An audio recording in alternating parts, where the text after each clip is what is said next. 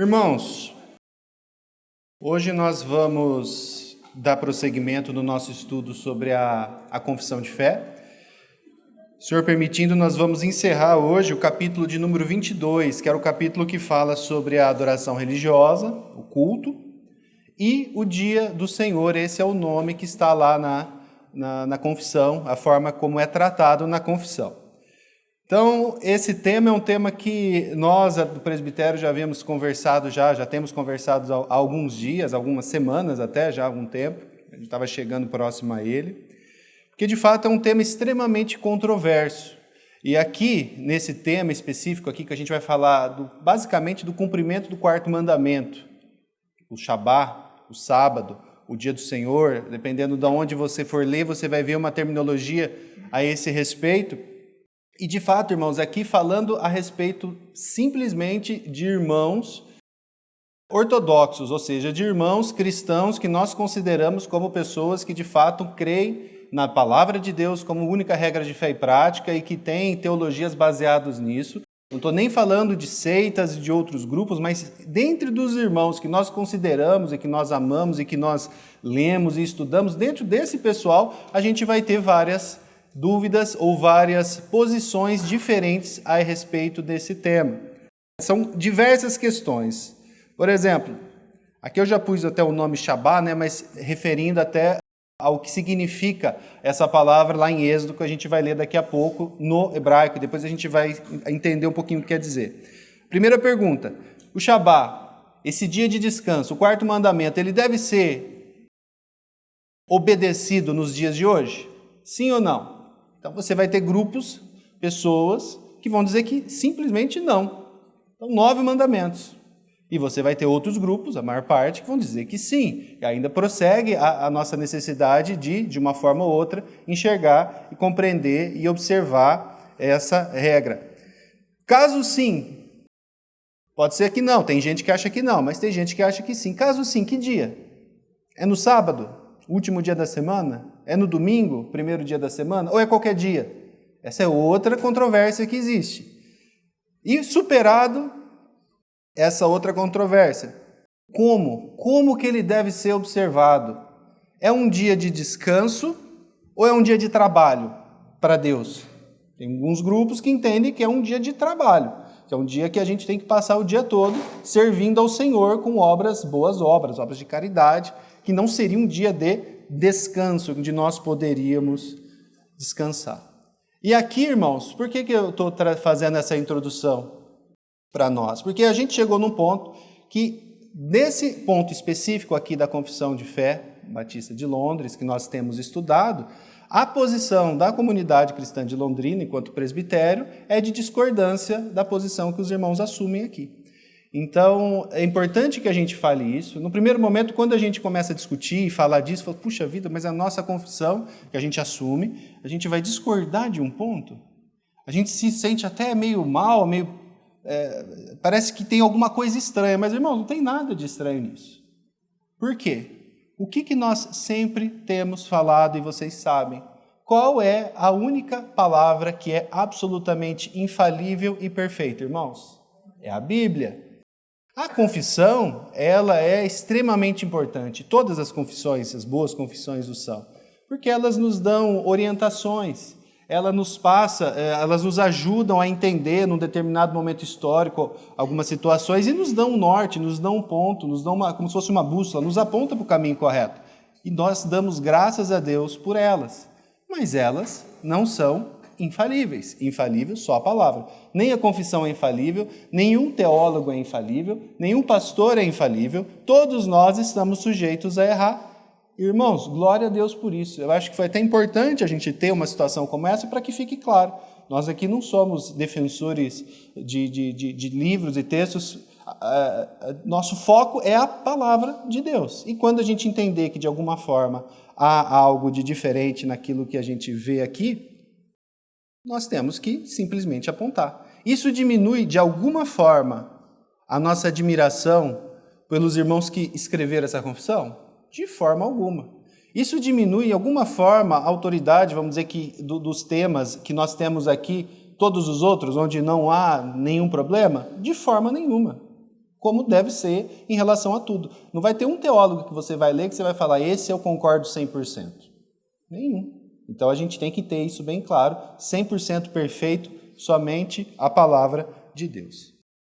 Vamos orar, irmãos, e depois nós vamos dar o prosseguimento aqui. E aí, para que hoje, eu creio que hoje é um momento, assim, é um dia para que nós esclareçamos muitas coisas. Até mesmo para mim, eu já tinha uma posição, a nossa posição é a posição aqui do presbitério, nós temos a mesma posição, graças a Deus, mas até mesmo para mim, esse estudo me ajudou demais a compreender as razões para essa posição. Muitas vezes a gente crê de alguma forma e não conseguiria talvez explicar contento. E graças a Deus a gente precisa saber isso, essas coisas, a gente precisa compreender, a gente precisa entender biblicamente o que a palavra diz a respeito de certos temas, especialmente temas como esse, que você vai ser questionado em um momento ou outro da sua vida por alguém. Vamos orar mais uma vez? Senhor, nós nos colocamos em Tuas mãos, pedindo a Tua misericórdia, pedindo a Tua graça, para que Teu Espírito Santo nos ensine, Pai. Nós sabemos o quão difícil é entrar em temas que aparentemente são espinhosos, Senhor, porque muitas vezes nós queremos colocar a nossa opinião, nossa vontade, aquilo que eu penso, mas, Senhor, nós queremos aqui crer e aprender de acordo com a Tua palavra. Nós queremos entender aquilo que o Senhor quer que nós aprendamos, Senhor. Isso só vai acontecer pelo Teu Espírito Santo. Então, que o Senhor esteja preparando o coração de cada um que vai receber essa palavra, o meu, para que nada seja dito fora da Tua vontade, para que tudo seja compreendido de acordo com a Tua vontade. Só para que seja esclarecido, então hoje seriam os pontos 7 e 8. Eu iria ler, mas eu não vou ler, irmão, são textos muito grandes. Se vocês quiserem ler depois na casa de vocês, vocês podem ler. São textos bem longos, vocês aí depois tendo como base aquilo tudo que nós vamos estudar no dia de hoje, vocês vão ter até mais ferramentas para que vocês possam ler e até mesmo discordar, ou ver e enxergar lá qual é o ponto que eles estão trazendo e o porquê que nós discordamos deles ali. Mas é importante para nós, e eu vou trazer isso para vocês, até como para que fique claro, entender por que nós discordamos desse ponto. Aqui, irmãos, dentro da primeira, vamos dizer assim, da primeira geração dos grandes reformadores, aqui a gente está falando do século XVI, século XVII, a partir do século XVI, naquele contexto já há uma grande divisão entre duas grandes linhas de pensamento a respeito da questão do quarto mandamento. Naquele contexto isso já vai começar a surgir. Então, nós temos duas linhas mais tradicionais a esse respeito, depois isso vai variar demais, mas aqui apontando naquela situação, só para que a gente entenda em que contexto que a confissão foi escrita, tá bom? Então, a gente tem uma linha que é chamada de linha continental e uma outra linha que é a linha puritana. Tá? Basicamente, por que você fala linha continental? Que era a linha dos teólogos que viviam no continente europeu e não nas ilhas britânicas. Os puritanos, eles eram fundamentalmente reformados ingleses, então, que viviam na Inglaterra. Então, nós temos uma série de reformados que crescem ali no contexto das Ilhas Britânicas. Então, nós temos especialmente ali os puritanos e nós temos também os presbiterianos lá na Escócia. E essa linha puritana, ela vai ter uma visão a respeito do cumprimento do quarto mandamento muito estrita. Basicamente, qual é ela? De que o sábado, que os judeus observavam, passou para o domingo. Mas o mandamento continua basicamente o mesmo. Há um dia santo, um dia separado, esse dia é o domingo, esse dia não é outro dia, é o domingo, ele é o dia do Senhor e ele tem que ser observado como um mandamento, sim. Um mandamento perpétuo, como vocês vão ver que está escrito na confissão. Esse pessoal, eles chegam também depois, eles vão prosseguindo nisso, e vocês vão ler lá na confissão, se vocês quiserem ler, que até mesmo o que fazer nesse dia é algo a ser observado. Não é um dia para você descansar, não é um dia para você ter recreação, é um dia para você consagrar totalmente a obra do Senhor. Então é para você estar na igreja, você visitar os irmãos, para você fazer evangelização, é para isso que serve, você não poderia descansar nesse dia, por exemplo. Essa é a linha puritana, é a linha inglesa, é a linha da nossa confissão. Lembra, a nossa confissão batista, ela é de que cidade que ela foi feita? A gente sempre fala, de Londres. Confissão de fé de Westminster, por exemplo, que é a confissão presbiteriana, é uma confissão também britânica, né? Foi feito também lá nas Ilhas Britânicas. Enquanto a gente tem essa outra linha, que é a linha continental. Os grandes teólogos do continente europeu, eles tinham uma linha diversa a esse respeito. Eles tinham uma compreensão diversa, que é a compreensão que nós adotamos aqui e que a gente vai explicar hoje no decorrer do nosso estudo. Quem que são esses teólogos? Martinho Lutero, o próprio João Calvino. Eles defendiam, depois a gente vai ver isso, a separação de um dia, mas não dessa forma como esses irmãos puritanos, que eles tinham uma visão muito estrita a respeito do dia do Senhor, que tinha que ser o domingo, que basicamente você transfere o sábado para o domingo. Então nós seguimos essa outra linha, essa linha continental, baseada nesses outros irmãos, mas como eu disse, irmãos, sem desprezar de forma alguma o legado puritano, o legado presbiteriano, a gente lê, estuda esses irmãos, discorda de um ponto ou de outro, mas o nosso amor por eles continua o mesmo. Então, para a gente prosseguir aqui, eu já vou convidar você a abrir em Êxodo capítulo 20, para que a gente leia, então, aqui na palavra de Deus, o que vai dizer o quarto mandamento do Decálogo. Êxodo 20, verso 8. Lembra-te do dia de sábado para o santificar. 6 dias trabalharás e farás toda a tua obra, mas o 7º dia é o sábado do Senhor teu Deus.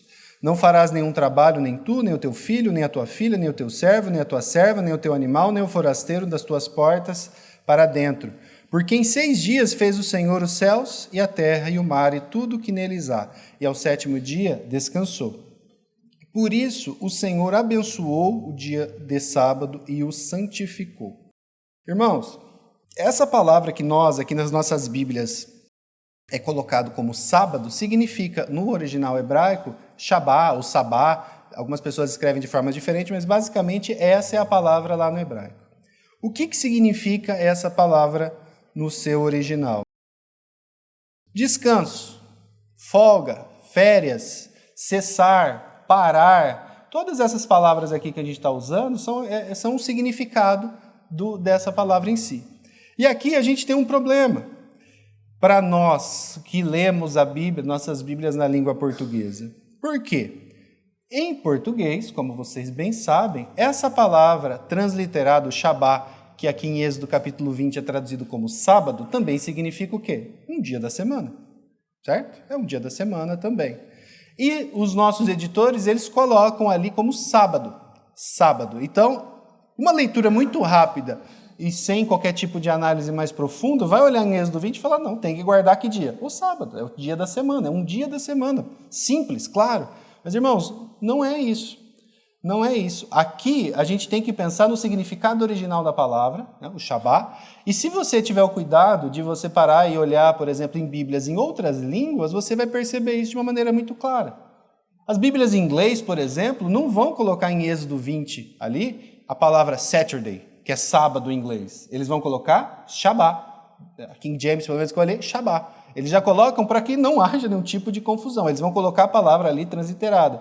Em outras línguas, se você olhar em espanhol, por exemplo, ao invés de colocar sábado, eles colocam dia de repouso. Em francês, dia de repouso, para que não haja nenhum tipo de confusão. No nosso caso, a gente tem esse tipo de confusão de uma maneira muito clara, porque é um dia da semana. Então, uma linguagem... Não, o dia do descanso tem que ser esse dia, sábado, aquele um que vem depois da sexta e antes do domingo. Com domingo acontece a mesma coisa, porque a palavra domingo, que nós usamos na língua portuguesa, vem do latim, que significa dia do Senhor. Então, já está colocado que domingo é o dia do Senhor, até pelo próprio nome da palavra. Então, isso pode sim causar uma confusão, e como causa mesmo que muitas pessoas acabam confundindo nesse ponto aí. O fato é que, se a gente olha aqui em Êxodo capítulo 20, qual que é o foco aqui, irmãos? Tendo isso em mente, que o Shabá, essa palavra Shabá significa descanso, férias, parar com suas atividades. Qual que é o foco? Ele vai falar de que nós devemos parar com as nossas atividades. E aqui no verso 11, especificamente, ele vai dizer, até o motivo Moisés vai trazer para nós, porque em 6 dias fez o Senhor os céus e a terra e o mar e tudo que neles há, e ao 7º dia descansou. Por isso, porque isso vai estar lá em Gênesis também, porque o Senhor descansou no 7º dia da toda a sua obra criadora, por isso o Senhor abençoou esse dia e o santificou. Então aqui nós temos essa primeira coisa que a gente tem que prestar atenção aqui. O foco de Moisés, aqui, que ele coloca em Êxodo capítulo 20, é nós enxergarmos esse dia, esse Shabá, esse dia separado, como um dia diferenciado de fato, onde o povo de Deus relembra da obra criadora do nosso Senhor. É muito interessante que em Deuteronômio, que é a repetição da lei, aqui é Moisés escrevendo novamente 38 anos depois, né, recebendo ali, 38 anos depois, um pouco tempo depois, ele repete a lei. Em Deuteronômio capítulo 5, verso 15, ao repetir a lei, a gente percebe uma certa nuance um pouquinho diferente que complementa essa nossa visão a respeito desse dia do descanso. Ele vai dizer o seguinte, Deuteronômio 5,15, porque te lembrarás que foste servo na terra do Egito, e que o Senhor teu Deus te tirou dali com mão poderosa e braço estendido, pelo que o Senhor teu Deus te ordenou que guardasses o dia de sábado, ou o dia do Shabá. Veja lá, em Êxodo, a gente tem que lembrar aquele dia, um dia santificado, para que todo o povo de Deus relembre da obra criadora de Deus. Deuteronômio vai dizer que esse é um dia santificado, para que todo o povo relembre de que o Senhor os tirou com mão forte do Egito e os livrou da escravidão. Ou seja, relembrar em primeiro lugar a obra criadora do nosso Deus, e ainda em Deuteronômio ele acrescenta algo, lembrarmos também da obra redentora do nosso Deus. Esses eram os motivos pelos quais nós deveríamos então guardar, ou os irmãos lá de Israel deveriam guardar esse dia de maneira especial. Então, o foco então do Senhor ali em Deuteronômio é que o povo se lembre da obra redentiva de Deus ao livrá-los do Egito. E aqui, irmãos, tem que ficar claro uma coisa. O Senhor nosso Deus, ele vai dar diversas disposições ali para o povo judeu, na lei dele, que além de serem disposições ou ordens ou regras ou leis que são boas para o povo, como o Shabá a lei do descanso é uma lei ótima para o povo. É tão interessante que a gente está falando aqui de 1.500 anos antes de Cristo, mais ou menos, algo que aconteceu há tanto tempo. E hoje parece que é normal, né? Um dia de descanso no meio de 7, um domingo, é muito normal. Todo país tem, aqui no Brasil tem, está na lei, está na Constituição, tudo bonitinho. Irmãos, a gente está falando de algo que aqui no Brasil, sabe quando que virou lei aqui no Brasil? Um dia semanal remunerado de descanso? Em 1949. Foram quase 3.000 anos depois de Moisés, pelo Espírito Santo ali, ter dito que um dia, até mesmo o escravo, o servo, os animais, todos tinham que descansar. Por que as pessoas chegaram nessa conclusão 3.000 anos depois? Porque eles viram que isso era bom para todas as pessoas. E fizeram isso uma lei que serve para todas as pessoas. Mas o Senhor nosso Deus já tinha dado aquela lei lá atrás. Todas as leis do Senhor são boas, irmãos. Mas algumas leis, de maneira específica, elas tinham uma finalidade muito própria. Em duas em especial, a circuncisão e o Shabá, o dia do descanso, eram leis que foram dadas para que, de certa forma, o povo de Deus, no meio da terra dos gentios, onde eles sempre habitaram, ele fosse diferenciado. Eram sinais visíveis que mostravam que aquele povo era diferente. Fisicamente, no caso da circuncisão, então o judeu ele era circuncidado, isso separava ele das outras pessoas de alguma forma, e ao mesmo tempo, o judeu ele parava em um dia da semana. Ninguém parava. Você acha que os escravos, os romanos, paravam para descansar uma vez por semana? Recebendo ali comida e podiam descansar? Não existia isso, irmãos. Todo mundo trabalhava. Então era algo que mostrava que ali tinha um povo diferente de alguma forma. Então eram marcas distintivas. O Shabá era uma dessas marcas que distinguiam o povo judeu do resto das pessoas do mundo de uma maneira muito, muito clara. Então, né, como eu disse aqui, antigamente isso era só o povo judeu. De repente, tinha um dia da semana que talvez as pessoas perguntavam, cadê aquele judeu que trabalhava aqui? Ele está parado, ele não vai abrir a loja dele hoje, ele não vai fazer a obra dele hoje. Isso era algo que distinguia o judeu do resto do povo. Então, para que servia esse dia, irmãos? Biblicamente falando, era um dia santificado, ou seja, a gente sempre fala de santificado aqui, o que significa? Separado. Em que o povo de Israel deveria descansar dos seus trabalhos e se lembrar, ou seja, era um dia memorial do Senhor. De que aspectos? Especialmente, Deus o nosso Criador e Deus é o nosso Redentor. É isso que a gente tinha que fazer. Esse era o ponto central do Shabá. Era isso que o povo tinha que colocar todo o seu entendimento, colocar todo o seu cuidado ali. Isso aqui, irmãos, era um ato de fé. Era um ato de fé. Hoje, se a gente tem esse direito assegurado, para quem é empregado aqui, não, se eu não trabalhar no domingo, eu não vou ser mandado embora, eu vou receber meu salário. Naqueles dias, irmãos, que as pessoas trabalhavam no campo, as pessoas trabalhavam, todos eram autônomos, você não tinha esse tipo de direito. Um dia que você não trabalhava, era um dia que você não ganhava, você não recebia. Era um ato de fé, você parar, saber que o Senhor iria me sustentar naquele dia também. E por isso que eles desprezavam tanto, muitas vezes, isso. Eles desobedeciam mesmo. Muitas vezes porque a pessoa queria ganhar um dinheiro a mais, trabalhar um dia a mais, que isso seria algo bom para eles em termos financeiros. Mas era um ato de fé também. Agora, algo que é muito interessante. Aqui, irmãos, a sensação que muitas vezes a gente tem é que o sábado, quando a gente olha, por exemplo, os adventistas, eles se reúnem aos sábados lá nos templos deles, porque eles são sabatistas, eles ainda acreditam que o sábado permanece tal como era naquela época, sendo cumprido no último dia da semana. Tal.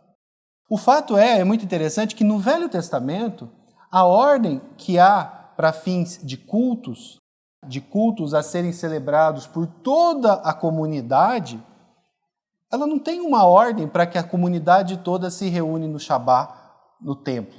Mesmo porque, às vezes, pensa assim, mas não era na sinagoga? Não era na sinagoga? As pessoas não se reuniam nas sinagogas, que era como se fosse uma igreja judaica? Irmãos, não existe sinagoga no Velho Testamento. É muito interessante isso. Deus não mandou ninguém fazer sinagoga.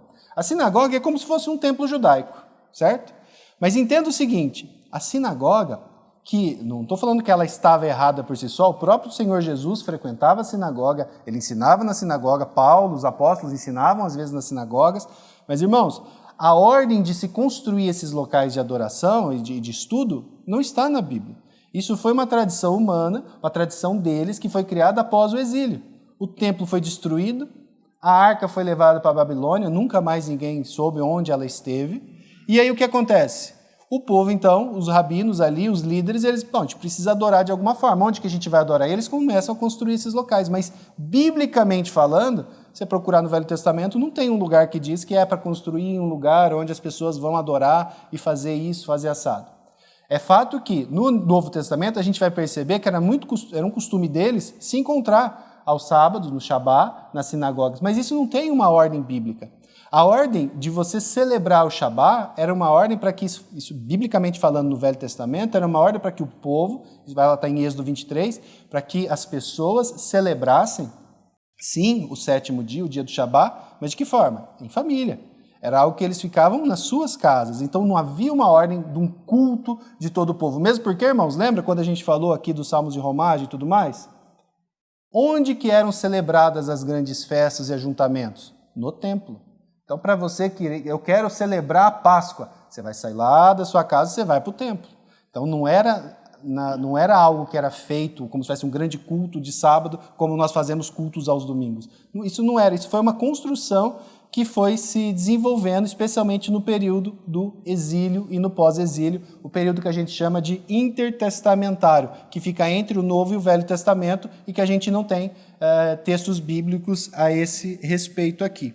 O problema disso é qual? Não é você ter um lugar ali para reunião. Ok, tem um lugar para reunião.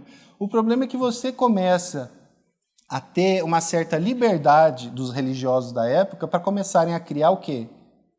Uma regra mais aqui, o jeito certo de frequentar ali, o jeito certo de fazer acolá. E aí você começa a ter diversas o quê? Regrinhas e mais regrinhas e mais regrinhas que vão sendo criados e vão se cristalizando e vão ficando cada vez mais forte. E o centro do Shabá, que era relembrar como um dia memorial a obra redentora e criadora do nosso Senhor, isso acaba sendo totalmente esquecido, começa a ser totalmente apagado em face do quê? De todas essas regrinhas que foram feitas, criadas e criadas e criadas e criadas por homens. E quem que vem à Terra bem na época que talvez isso estivesse no seu ápice? As regras, o farisaísmo crescendo como grande força ali, muito forte, de pessoas querendo cumprir a lei de tal forma que era para cumprir coisas até que não estavam na Bíblia.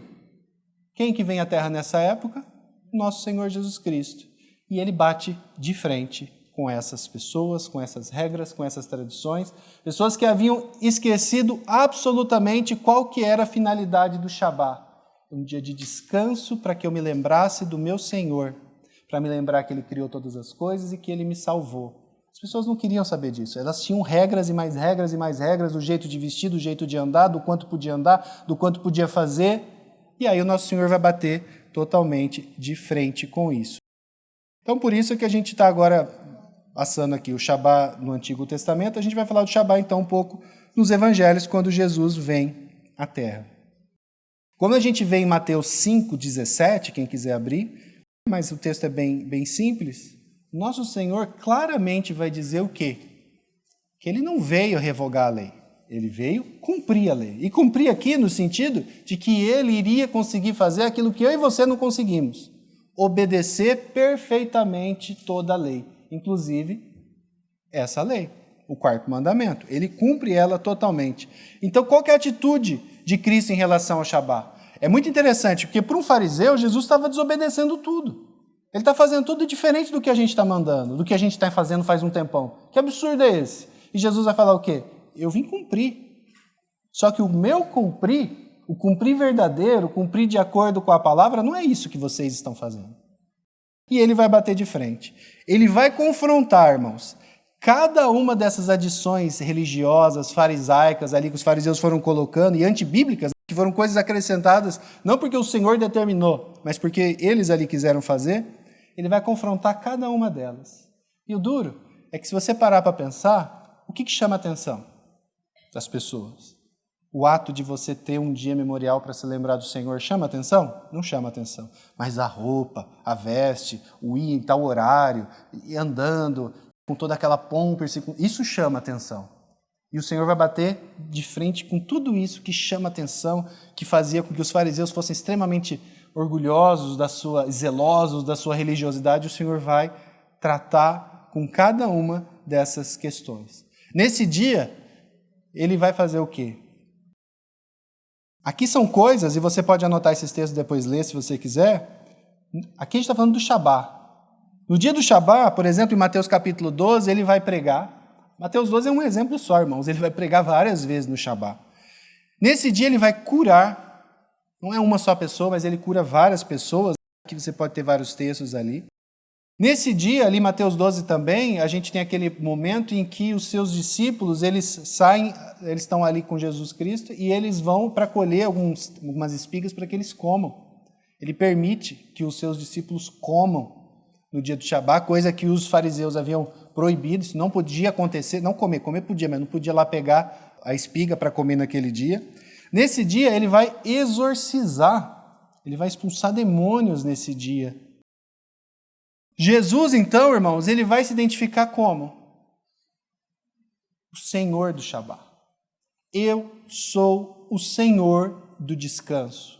Eu vim para trazer vida, eu vim para alimentar, eu vim para curar. Então pensa, irmãos, lembra o que a gente estava falando? Qual que era a finalidade básica do Shabá no Antigo Testamento? Lembrar de um Deus que cria e que salva. Os fariseus jogam um monte de terra em cima disso, ninguém mais lembra disso, só querem fazer um monte de coisa. Jesus, ele vem, ele cura. Jesus, ele vem, ele exorciza, ele prega, ele dá de comer. O que ele está fazendo? Fazendo com que as pessoas se lembrem de novo de um Deus que redime, um Deus que salva e de um Deus que cria, um Deus que tudo pode fazer, um Deus do qual a gente olha e não sente peso. Quantos de vocês já não passaram de frente, por exemplo, de um líder religioso e se sentiu com medo? Se sentiu, nossa, será que eu estou com a roupa certa? Quantos? O nosso Senhor Jesus Cristo, irmãos, ele traz uma nova realidade. Diante dele nós temos temor? Sim, porque ele é Deus, mas ao mesmo tempo a gente tem descanso e alegria, porque ele é nosso Salvador, ele é nosso Redentor, ele é Criador de certo aspecto, né? Ele estava ali com o Pai criando todas as coisas. Vocês entendem a diferença? Diante de Deus eu sinto paz, diante de Cristo eu sinto alegria, eu não sinto peso, eu não sinto medo, eu não sinto desespero que a religião traz. A religião, ela faz isso. Será que eu estou com a roupa certa? Será que eu estou do jeito certo? Será que meu cabelo está arrumado? Pastor vai vir em casa hoje. Crianças, hoje vocês têm que ser educados. A gente faz isso às vezes, né, irmãos? Não é assim, irmãos. A gente não tem que ter medo do nosso Senhor. Temor sim, porque Ele é Deus. Mas medo, não, a gente se sente seguro. A gente tem que se sentir seguro diante dele. E é isso que Jesus deixa claro. Os fariseus ficavam revoltados com aquilo, mas as pessoas faziam o quê? Seguiam a Cristo. Sentiam paz, sentiam alegria, elas se sentiam acolhidas. Pessoas desprezadas, pessoas que ninguém conversava. Uma mulher samaritana, irmãos. Se a gente tivesse o mínimo de um conhecimento histórico daquilo que eles viviam, a gente entender o que era, em termos de desprezo, um ser daquele para aquele contexto, naquela sociedade. O Senhor, Ele senta, Ele conversa, Ele trata, Ele cura, Ele discipula, né, tudo muito rapidamente, Ele converte aquela pessoa. Irmãos, isso não é pouca coisa, isso aqui mostra uma revolução, algo totalmente diferente, mas que no final das contas só remetia àquilo que o Senhor tinha já ensinado nas Escrituras. Então Jesus se identifica como o Senhor do Shabá. Mateus 12, 7 e 8.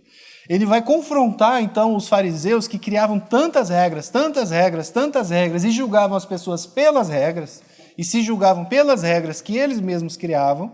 E ele vai dizer aqui: mas se vós soubesseis o que significa misericórdia quero e não holocaustos, não teríeis condenado inocentes, porque o Filho do Homem é o Senhor do sábado, é o Senhor do descanso, é o Senhor onde vocês vão encontrar todo o descanso. Irmão, entenda, o Senhor Jesus Cristo, Ele não está rejeitando o Shabá. Ele não rejeita o Shabá. O que Ele vai fazer é outra coisa, Ele vai restaurar o real e verdadeiro significado do Shabá, que é o quê? Descanso. Sempre foi fazer o que lá atrás? O homem separar um tempo específico e santificado para quê? Para que todo mundo visse como ele era religioso? De forma nenhuma, mas para olhar para Deus, encontrando em Deus o seu descanso, uma vez que ali está o seu Criador e o seu Redentor. É isso que o Senhor vai restaurar. É para que nós possamos, de fato, olhar para Ele e compreender. Ali está o meu Criador e o meu Redentor. Marcos capítulo 2, olha que texto maravilhoso. Aqui Jesus aqui em num outro evangelho sinótico. E acrescentou: o sábado, o Shabá, foi estabelecido por causa do homem, e não o homem por causa do sábado. Os fariseus, eles criaram o sábado como um fim em si mesmo. O que era o Shabá para um fariseu? Não era Shabá, era sábado mesmo, era um dia da semana, era o dia para que todo mundo veja o quão santo eu sou. Era isso. Mas o Senhor tinha feito o Shabá por conta de nós, por amor a nós. É interessante que o ímpio, o legislador ímpio, 3.000 anos depois, bota na sua lei que você precisa ter um dia na semana para descansar. Que todo mundo precisa. Ele reconhece isso. Mas aqui o nosso Senhor, lá atrás, já falou: o sábado foi feito por causa do homem, porque é grato a Deus que todo homem tire um tempo da sua semana para que nesse tempo ele descanse das suas obras e que ele se lembre do seu Senhor. É grato ao Senhor que isso aconteça. De sorte que o Filho do Homem é Senhor também do sábado. Aqui a gente mostra, então, esse cataclisma que o nosso Senhor Jesus Cristo faz na religião judaica naquela época. Todo aquele monte, aquele amontoado de regras, ele destrói. Ele fala: eu sou o descanso, eu sou o Senhor do descanso, eu sou o Senhor do sábado. O sábado foi feito para os homens e não o contrário. Então ele destrói isso. E aí agora a gente vai tentar enxergar um pouco como que isso vai se descortinar, ou como isso vai se desenvolver no período apostólico. O que a gente vai ter, irmãos? Lembrando aqui, Shabá no período apostólico. Que dia que o nosso Senhor ressuscita? Não domingo, primeiro dia da semana, e não no último dia da semana. Nós vamos ter diversos textos na palavra que vão fazer referências muito interessantes ao domingo. Apocalipse 1:10, o apóstolo João, ele vai dizer que recebeu aquelas palavras no dia do Senhor. Ou seja, na época que João escreve Apocalipse, já era comum, já era normal dizer que domingo era o dia do Senhor. Por que domingo era o dia do Senhor? Porque o Senhor havia ressuscitado em um domingo, primeiro dia da semana. A gente vai perceber diversos ajuntamentos da igreja, então, da nova igreja, da igreja cristã, que aconteceram nesse dia de domingo. Essa aqui, por exemplo, Atos 27, a gente tem um relato de que a igreja estava reunida para partir um pão. 1 Coríntios 16, 1 e 2, a gente tem um relato de que nesse dia, domingo também, iria ser feita uma coleta para que as pessoas ali dessem dinheiro para pessoas que estavam passando necessidade. Entendam, vocês começam a perceber algo de interessante aqui. Muitas referências à igreja de Deus, à igreja cristã, fazendo reuniões, fazendo ajuntamentos, praticando atos no dia de domingo. Mas, ao mesmo tempo, você não tem uma ordem para que isso aconteça. Onde que está a ordem que diz que o sábado virou domingo? Não tem.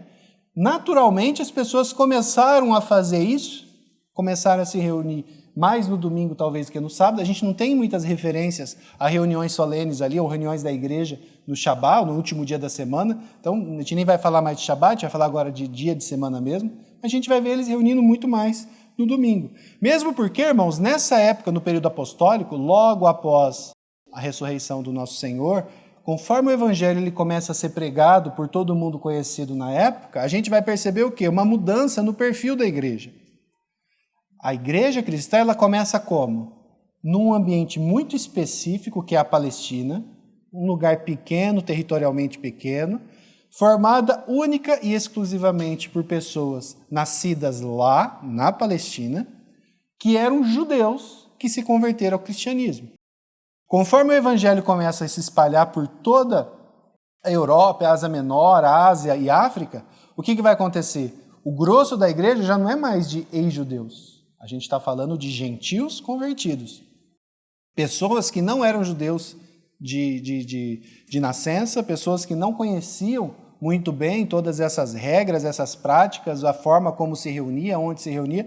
E são pessoas diferentes, é um outro perfil de pessoas, e eles se tornam a maioria da igreja. A gente vai falar o quê?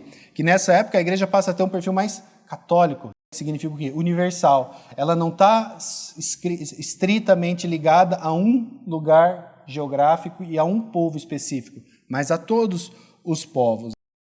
Nessa época, o que vai acontecer, irmãos? Um confronto. Vai ter, de fato, um problema que a gente fala muito, a gente já falou muito aqui.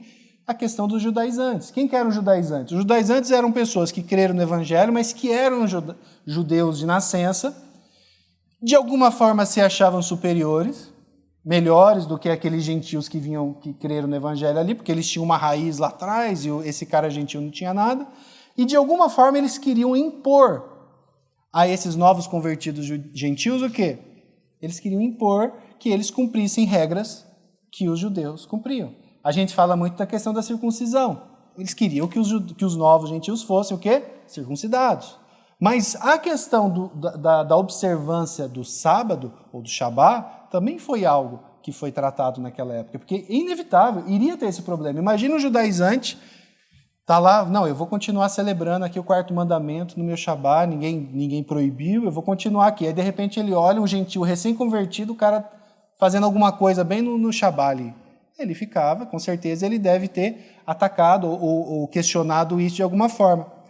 O fato é que essas lutas, esses confrontos ocorreram de fato, mas o nosso Senhor, por meio do seu Espírito Santo, aprove a ele usar os apóstolos, mais em especial até o apóstolo Paulo, para tratar com essas questões e colocar qual que é o posicionamento então dele, posicionamento bíblico, posicionamento do Senhor a esse respeito. Aqui a gente pode abrir 3 textos, irmãos, que deixam isso claro, como havia essa questão problemática dos dias e como que o Senhor tratou com elas. Primeiro, Gálatas capítulo 4. Olha o que vai estar dito lá por Paulo. Mas agora que conheceis a Deus, ou antes, sendo conhecidos por Deus, como estáis voltando outra vez aos rudimentos, lá atrás, fracos e pobres, aos quais de novo quereis ainda escravizar-vos? Pessoas já tinham crido no Evangelho, mas estavam querendo voltar com as praticazinhas lá de trás. Guardais de novo dias, meses, tempos, anos? Receio de vós que eu tenha trabalhado em vão ou à toa com vocês. Vocês estão voltando, vocês estão querendo fazer de novo coisas que vocês já não precisavam mais fazer. Colossenses 2, 16 e 17. Ninguém, pois, vos julgue. Aqui as pessoas estavam sendo julgadas porque não estavam observando esses dias santos. Ninguém, pois, vos julgue por causa de comida e bebida, também era uma outra questão que era muito discutida na época. Pode comer ou não pode? Você tinha regras dietéticas no Antigo Testamento. Aqui a gente tem, a irmã gosta de comer porco aqui, deu risada. Você tinha regras dietéticas estritas, as pessoas ali tinham dificuldade. E agora, pode ou não pode? Paulo ele vai ser claro, ninguém vos julgue por causa de comida ou bebida, ou dia de festa, ou lua nova, ou sábado, porque tudo isso tem sido sombra das coisas que haviam de vir, porém o corpo é o de Cristo. Então ele tira esse peso, como os judeus então viam, e até de forma equivocada eles viam esse peso. Porque não era um peso bíblico, era um peso farisaico. Romanos 14:5, aqui tem um texto claro. Um faz diferença entre dia e dia, outro julga iguais todos os dias. Cada um tem a opinião bem definida em sua própria mente. Então tem irmãos que preferem guardar um dia, outro prefere guardar outro. Cada um vai ter a sua opinião, respeite o outro. Por que a gente está falando desses textos aqui, irmãos? E aqui tem mais um texto interessante. O Concílio de Jerusalém, quando então os apóstolos ali eles se reúnem pela primeira vez, em Atos 15, para falar dessa transição, vamos dizer assim, ele não vai colocar a observância do Shabá, no último dia da semana, como se fosse uma regra que os gentios deveriam se submeter, tá bom? O que fica claro da leitura desses textos? Que houve liberdade para que o povo de Deus adotasse um dia diferente do último dia da semana, que era o sábado, como o dia principal para reuniões e ajuntamentos. Esse dia, irmãos, tradicionalmente tem sido qual? Escolhido o domingo. Então o domingo é o sábado novo? Não, irmãos. A gente leu todos esses textos para mostrar o quanto que para o Senhor ali, da forma como ele coloca, havia uma liberdade para que o povo de Deus cultuasse a ele em outros dias. Tradicionalmente, convencionou-se que esse dia seria qual? O domingo. Porque é importante que haja um dia, irmãos.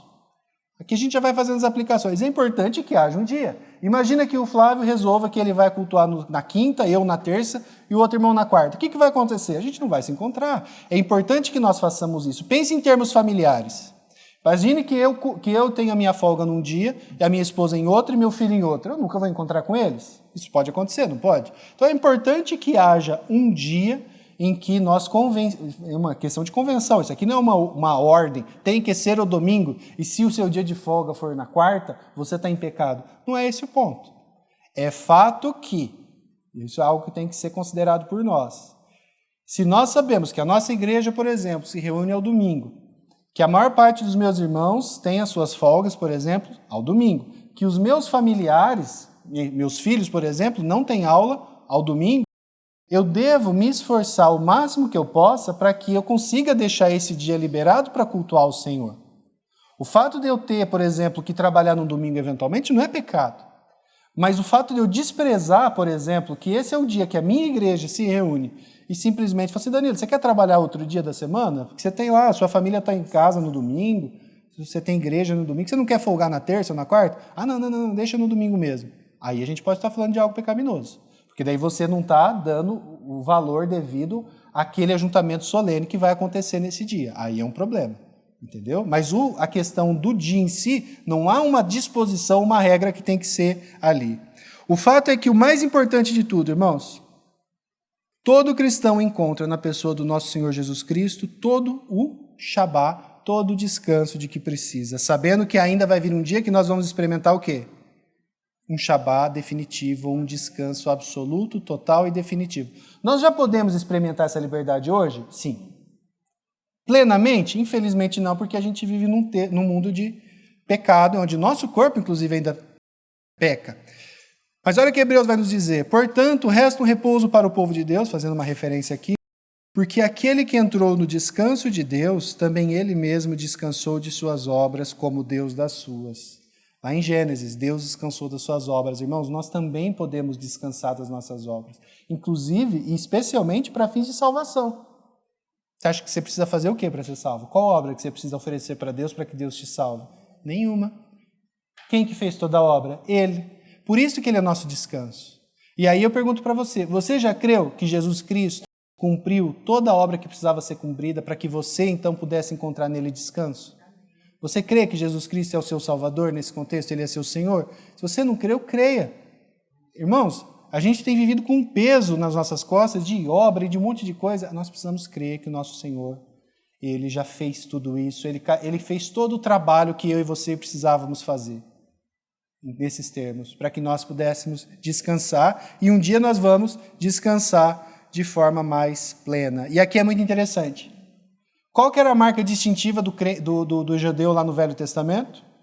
Circuncisão e o Shabá, que era o dia do descanso, que todo mundo parava. É isso que distinguia. Assim, ali vai um judeu, alguém que prega lá o Deus Adonai.